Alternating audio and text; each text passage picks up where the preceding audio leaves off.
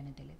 And ఇందాక రాజశేఖర రెడ్డి గారు అంటే 8 మంది ఎంపీలు ఉన్నారు బీజేపీకి సంబంధించి, ఒక్కరు కూడా దీని మీద స్పందించలేదు, మాట్లాడలేదు. కనీసం మోడీ గారితో మాట్లాడతాము, కేంద్రం నుంచి సహాయం అందేటట్టుగా చేస్తాము అనే ప్రయత్నాలు కూడా ఎక్కడ చేస్తున్నట్టుగా అనిపించలేదని. అవును. ముందుగా ఏయోటీవీ ప్రేక్షకులు మరియు వివిధ పార్టీ నాయకులకు విశ్లేషకులు అందరికీ నమస్కారం. అయితే ఏది జరిగినా కానీ మనం రాజకీయ కోణాలు కాకుండా కొన్ని విశ్లేషించి మాట్లాడుకోవడంలో కొంత బాగుంటుందని నా అభిప్రాయము. ముందుగా బీఆర్ఎస్ పార్టీ గత ప్రభుత్వం వాళ్ళు 9-10 సంవత్సరాల వాళ్ళ హయాంలో కూడా వరదలు వచ్చినాయి, మంచి చెడ్డ అన్నీ జరిగినాయి. జరిగినప్పుడు ఇదే రేవంత్ రెడ్డి గారు అధికారం లేదు, ప్రతిపక్షంగా ఉండి బాధితులకు న్యాయం చేయాలి, అది చేయాలి, ఇది చేయాలి, 25 లక్షలు ఇవ్వాలని హంగామా చేసిండు. 25 లక్షలు ఇచ్చిందాక కాదని ధర్నా చేసిండు, న్యాయం చేయాలని చెప్పి హంగామా చేసిండు. ఈయనకు అధికారం రాగానే 5 లక్షలు, ఈయనకు అధికారం రాగానే 5 లక్షలు ఇచ్చి చేయి దులుపుకుంటుండు. మళ్ళీ 10,000 రూపాయలు అని అంటుండు, లేదా 30,000 పంట నష్టం అని అంటాడు. మేమేమంటున్నామంటే ప్రతిపక్షంలో ఉన్నప్పుడు నాయకుడికి అధికారం రాగానే ప్రజల మీద ఇంత అలసత్వం ఏంది?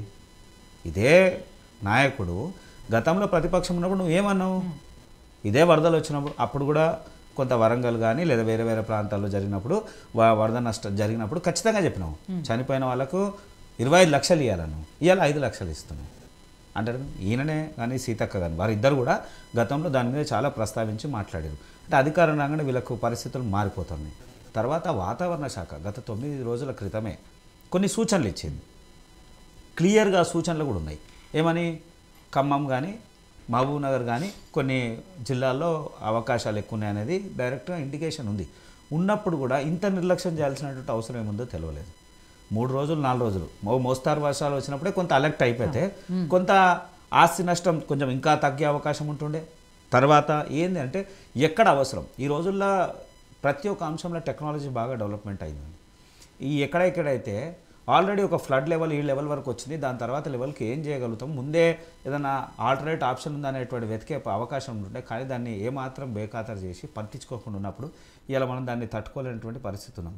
నిజంగా కూడా ఖమ్మం నగరం ఇప్పటివరకు ఎన్నిసార్లు వర్షాలు వచ్చినా ఖమ్మంలో ఇలాంటి పరిస్థితి రాలేదు, మొదటిసారి చూస్తూ ఉన్నాం. మళ్ళీ ఖమ్మానికి చుట్టూ 9 చెరువులు ఉన్నాయి ఆ ప్రాంతంలో. ఒకవేళ ఆల్టర్నేట్ ఆప్షన్ ఉంటే ఒక చెరువు తర్వాత ఒక చెరువు లేదా ఎట్లుండే ఏమిటుండే అని కొంచెం ప్రణాళికబద్ధంగా చేసి ఉంటే ఈ మనం ఈరోజు చూసినటువంటి పరిస్థితులు కనబడకపోతుండే. దాన్ని మేము బాగా తీవ్రంగా ఖండిస్తూ ఉన్నాం దాని విషయంలో. అలాగే వారు ముఖ్యమంత్రి గారు వారు వెళ్ళిన తర్వాత వారు వెళ్ళిన ఒక వీడియో మనం టీవీ ఛానల్లో చూసినాం. వరదకు సంబంధించినటువంటి బాధితుల దగ్గరకు వెళ్ళినప్పుడు మీరు ఏంది ప్రచార రథం మీద చెయ్యి ఒప్పుకున్నట్టు పోతుండే ఆయన ముఖ్యమంత్రి. అరే నువ్వు బాధితుల్ని పరీక్ష అన్న నేనేమంటున్నా అంటే నేనేమంటున్నా వారు బాధలు ఉన్నారు, మీ హావభావాలు చూడండి.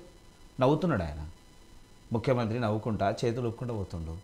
దాన్ని ప్రజలు ఏమని చిత్రీకరించాలి, ఎట్లా రిసీవ్ చేసుకోవాలి? వాడు తిండికి లేక పరిశాన్ ఉండి 2 రోజులు ఆయన నీళ్ళు లేవు, మంది లేవు. సరే నిన్ను చూసినప్పుడు అరే ప్రభుత్వం ఉన్నటువంటి పెద్ద నా దగ్గరకు వచ్చిండు, నాకేదో జరుగుతుందనే భావం కలగాలి, భరోసా కలగాలి. కానీ ఆడేదో హేళన చేసుకున్నటువంటి పరిస్థితులు ఏంది? తర్వాత ఒక క్లియర్గా కూడా టీవీ ఛానల్లో ఒకరు ఎవరో యూట్యూబ్లో వాళ్ళు లైవ్ పెట్టారు చూస్తుండు. 3 రోజుల నుంచి అక్కడ ఎవరు 2 రోజుల నుంచి ఏం లేదు, ముఖ్యమంత్రి వస్తుండే అప్పటికప్పుడు బ్లీచింగ్ పౌడర్ చల్లుతూ ఉన్నాడు, అదంతా కూడా చేస్తుండు, హడావిడి చేస్తున్నారు అధికారులు. అరే ముఖ్యమంత్రికైనా ఇదంతా సామాన్యుడు లేదా? 3 రోజుల నుంచి అక్కడ ఎవరు పట్టించుకోలేదు, ముఖ్యమంత్రి రాగానే ఎంబడే బ్లీచింగ్ పౌడర్. అంటే ఏంది? మీరు ప్రభుత్వము అధికారులు మీరు ఎంత అలర్ట్గా పనిచేయాలి? అది నిర్లక్ష్యం ఎవరి మీద? ముఖ్యమంత్రి మీదే ఉంటుంది, ప్రభుత్వ యంత్రాంగం మీదే ఉంటుంది. మేము స్వాగతిస్తున్నాం. వారు చెప్పినట్టు నిజంగా కూడా వాళ్ళ మంత్రులు ఉన్నారు, సాక్షాత్ అక్కడ ఉన్నారు, పనిచేసారు, వారికి కూడా గాయమైనట్టు మనం చూసినాము. ఆయన 2 వీలర్ మీద మేము ఒప్పుకుంటున్నాం, అయ్యో తప్పకుండా ఒప్పుకుంటాం. కానీ ప్రత్యామ్నాయమైనటువంటి మార్గం చూపించలేకపోయారే. ఎక్కడ షెల్టర్ హోమ్లు ఏర్పాటు చేశారు, ఎక్కడ వాళ్ళకి నీళ్ళ వసతి ఏర్పాటు చేశారు? మీరు పరామర్శించడం కాదు కదా, ప్రతిపక్షం అంటే పరామర్శిస్తుంది, అధికార పార్టీ పరామర్శించాల్సిన అవసరం లేదు కదా. అసలు నువ్వు ఎక్కడ పెట్టాలి? ఒక టోల్ ఫ్రీ నెంబర్ ఇచ్చి వెంటనే ఎక్కడెక్కడ ప్రాంతాలలో ఫ్లడ్స్ వచ్చినాయి, దాని ద్వారా ప్రాంతాలు ఇక్కడికి వెళ్ళండి, మీకు ఇక్కడ మంచినీరు దొరుకుతుంది, ఇక్కడ భోజన వసతి దొరుకుతుంది. ఈ షెల్టర్ జోన్స్ ఎప్పుడు నిన్న ప్రకటిస్తారా? 3 రోజుల నుంచి వాళ్ళు ఇబ్బంది పడుతున్నారు. కరెంట్ లేదండి, నేను ఏమంటున్నా, ఎలక్ట్రిసిటీ లేదు. ఎలక్ట్రిసిటీ లేనప్పుడు మినిమం క్వాలిటీస్ ఇవ్వాల్సినటువంటి ప్రభుత్వం ఎక్కడ కూర్చుందో అది మనం ఇచ్చాల్సినటువంటి అవసరం ఉంది. తర్వాత వీరు అన్న చెప్తున్నారు, కాంగ్రెస్ మిత్రులు అన్న చెప్తున్నారు ఒక మాట, ఏమని? కేంద్రము లేదా ఎంపీలు ఎవరు, కిషన్ రెడ్డి గారు వెంటనే స్పందించారు, మా సేవా భారతి అక్కడ పనిచేసింది, అనుబంధ సంస్థలు అక్కడ పనిచేసినాయి. 1432 కోట్లు రాష్ట్ర ప్రభుత్వంలో ఉన్నాయి. ఇవి అత్యవసరమైనటువంటి నిధులు, కేంద్రం ద్వారా ఇప్పుడు అలాట్ అయినటువంటి నిధులు. అవి మొదటి నుంచే ఉన్నాయి. అత్యవసరమైనటువంటి ఇలాంటి పరిస్థితుల్లో వాడుకోవడానికి ఉన్నటువంటి నిధులు 1432 కోట్ల నిధులు రాష్ట్ర ఖజానాలో ప్రస్తుతం ఉన్నాయి. ఆ నిధుల్ని వారు వాడచ్చు. దాని తర్వాత 219 కోట్లు గత ప్రభుత్వం వాడింది, దానికి సంబంధించినటువంటి డీటెయిల్స్ ఇవ్వలేదు. ఇస్తే మళ్ళీ 219 కోట్లు వెంటనే రిలీజ్ అయ్యేటువంటి అవకాశాలు ఇక్కడ మీకు 1500-1600 కోట్లు మీకు కనబడుతున్నాయి తెలంగాణ ప్రభుత్వం. దానికి తోడు ఏమన్నారు, వెంటనే ముఖ్యమంత్రి గారు రేవంత్ రెడ్డి గారు తీసుకొని ప్రభుత్వం జాతీయ విపత్తుగా ప్రకటించాలంటే భారతీయ జనతా పార్టీ దాన్ని ఎక్కడ వ్యతిరేకించలే కదా, స్వాగతిస్తుంటే కదా. జరుగుతుంది మేము ఎక్స్పెక్ట్ చేస్తున్నాం కదా. ఖచ్చితంగా ప్రధానమంత్రిగా 2-3 రోజులు ఉభయ 2 రాష్ట్రాల్లో ఆంధ్రప్రదేశ్ తెలంగాణ 2 రాష్ట్రాలు జరిగింది కాబట్టి దాని మీద పూర్తిగా విశ్లేషిస్తుంది.